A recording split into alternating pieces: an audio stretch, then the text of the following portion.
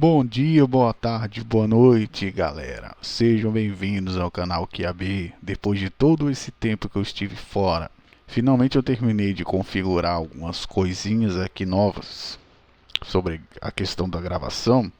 Trouxe aqui agora um dispositivo virtual, que é esse daqui, que vai fazer a gravação também, já que a gente está na moda do negócio virtual. Então vamos lá, que também está de cara nova, como vocês estão vendo. Mas vai estar de cara nova mais ainda nos próximos episódios, que isso aqui já tinha feito. Outra coisa, eu perdi os arquivos, ainda bem que eu não perdi esse, mas eu perdi os outros lá, de informática e o de direito, felizmente eu perdi o mapa mental. Aí eu vou passar algumas aulas à frente que não vai fazer tanta diferença assim para depois eu fazer, tá ok? Então vamos lá, vamos terminar logo isso aqui. Vamos falar sobre a característica do incorpóreo. Nas aulas anteriores, o que foi que a gente falou? A gente falou sobre matéria, substância sem qualidade, o ativo e o passivo, a verdade dividida entre o ativo e o passivo, que é a matéria, e o ativo é a forma e o logos, lá tal. Teve essa divisão. Hoje a gente vai falar sobre as características do incorpóreo, para a gente finalmente fechar Zenão. Isso aqui foi um grande pepino que Zenão teve que descascar, porque se tudo era matéria, então nada incorpóreo existe. Era essa a pergunta que tinha naquela época lá, tal. Aí Zenão, para fugir disso, ele dizia: olha, existe coisa incorpórea sim, mas é algo que é privado do ser. Como ele coloca que tudo aquilo que não pode agir ou sofrer é algo incorpóreo. Aí ele coloca como o lugar, por exemplo, lugar, tempo e o infinito são coisas incorpóreas. Porque ficou essa coisa sobre lugar, tempo. Tempo, então, ele é matéria. Lugar, ele é matéria. O infinito é matéria. Então, tinha essas questões que não tinha como fugir. Aí, ele foi e disse: isso aí pode ser incorpóreo, porque não tem aquela questão de agir e sofrer, como eu falei lá nas primeiras aulas. Então ele disse: não tem como eu dizer que não existe incorpóreo, porque senão eu vou me fuder. Então ele admitiu uma certa incorporeidade, mas diferente da metafísica. Ele não queria aceitar a metafísica de forma nenhuma. Inclusive isso é uma característica desse pessoal aqui. Só que ele dizia, aí ele vem com aquele negócio: é sem limite, mas com um pouquinho de limite, tá certo? Que é aquela questão de a matéria ela ser inseparável do incorpóreo. Aí aqui ele já bota: tá bom, existe o incorpóreo, mas não existe. Aquela velha pegadinha do malandro. Porque a matéria é inseparável do incorpóreo, como ele diz. Aí aqui ele pega aquela ideia lá do Heráclito, que o rio não passa duas vezes, tal. Passou, passando e o mesmo rio. Isso aqui são ideias de Heráclito de Éfeso. Porque um rio ele não passa duas vezes. Por quê? Porque são frações de tempo diferentes. Você não pode retornar ao tempo. O rio não está indo, ele está passando em frações de tempo. Você não retorna. Por mais que você retorne ao rio, por exemplo, você foi tomar banho no rio às 3 horas. Aí você vai voltar no rio amanhã às 3 horas. Já não é a mesma hora. Pode ser a mesma hora, mas não é no dia que você foi anteriormente. Então essa era a ideia de Heráclito. A fração temporal que nunca vai, o passado nunca volta. Essa era a ideia do Heráclito. E ele tentou jogar isso com essa inseparabilidade do incorpóreo e a matéria. Aí ele colocou como... Por isso que ele coloca o tempo aqui. O tempo, o lugar e o infinito, eles estão ligados à matéria porque fazem parte do passado, presente, etc. Então isso aqui foi bem inteligente por parte dele, né? Fazer isso aqui. Mas teve muita gente que questionou essa questão.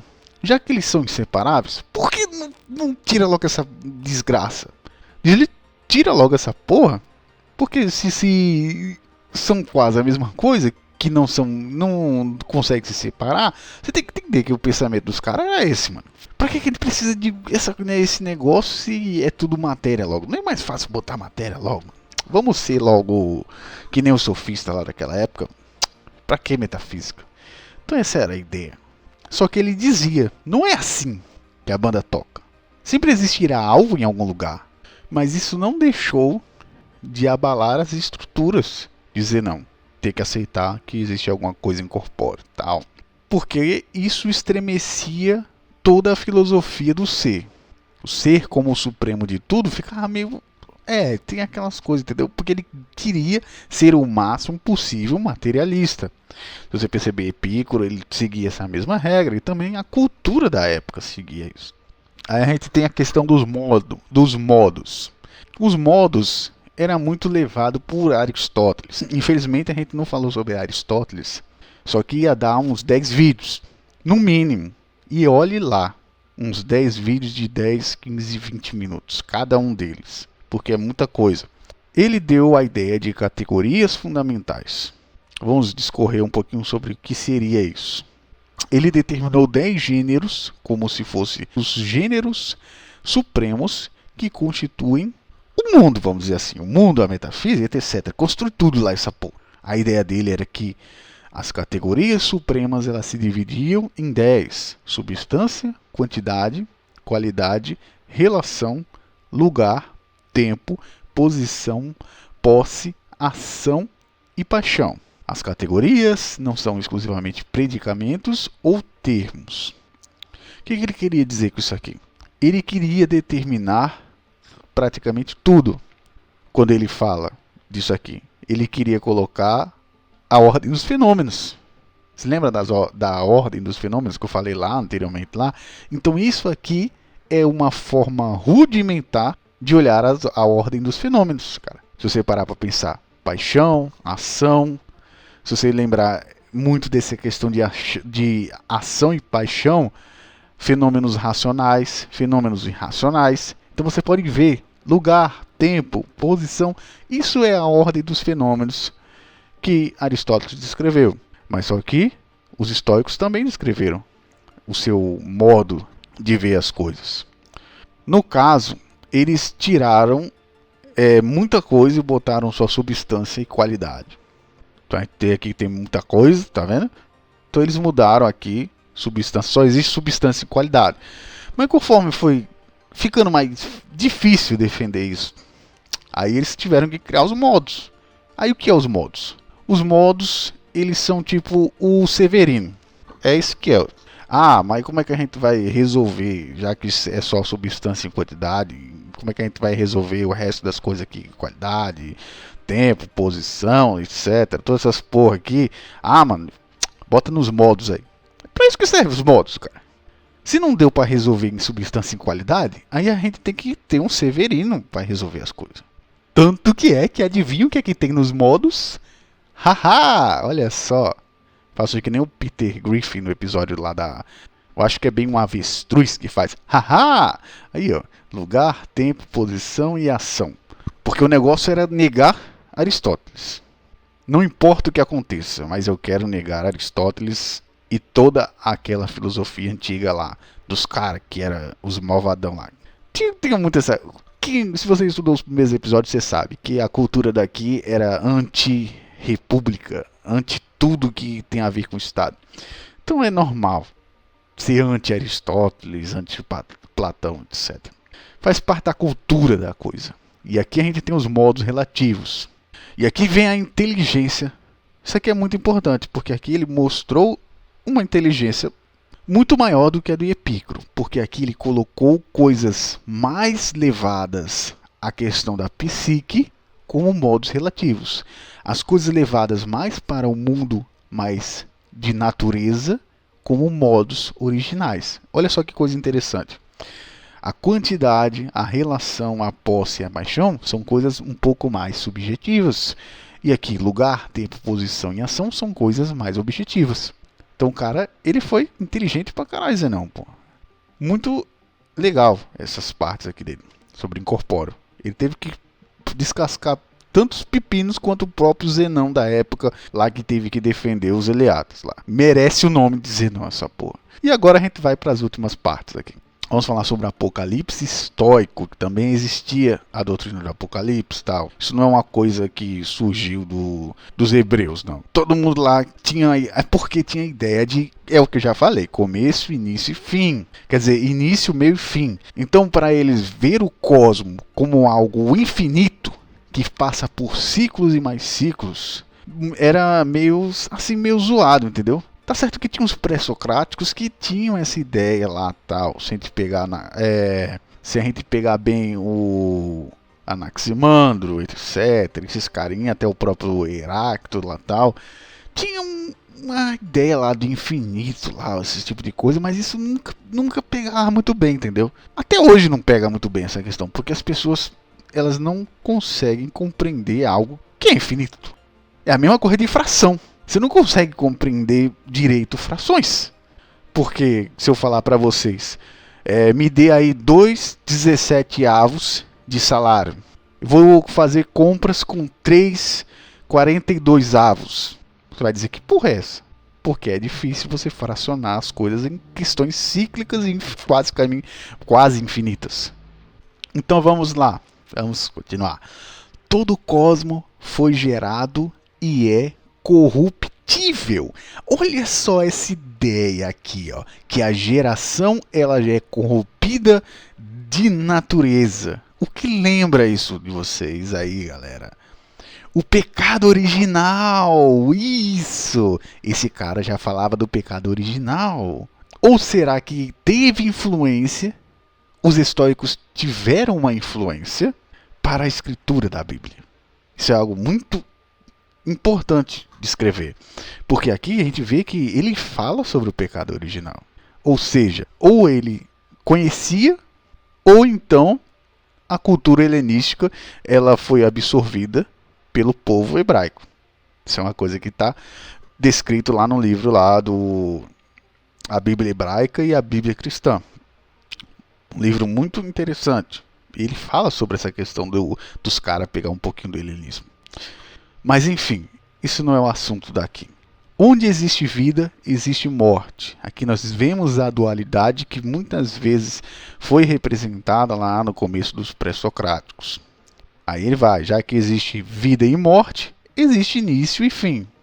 Aí hoje em dia a gente vê que existem coisas, por exemplo, como é que dá um fim no infinito? Como é que eu dou um fim no universo?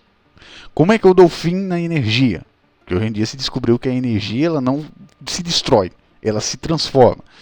Então as ideias de início e fim não tá mais batendo. Pode ter início tua vida mesmo, mas a gente não sabe o que é que tem do outro lado. Isso é uma coisa que ninguém sabe. E até hoje ninguém voltou para falar o que tem. Aí ele falava também do final dos tempos, conflagração dos cosmos para a purificação do universo. Aqui é um ponto muito interessante.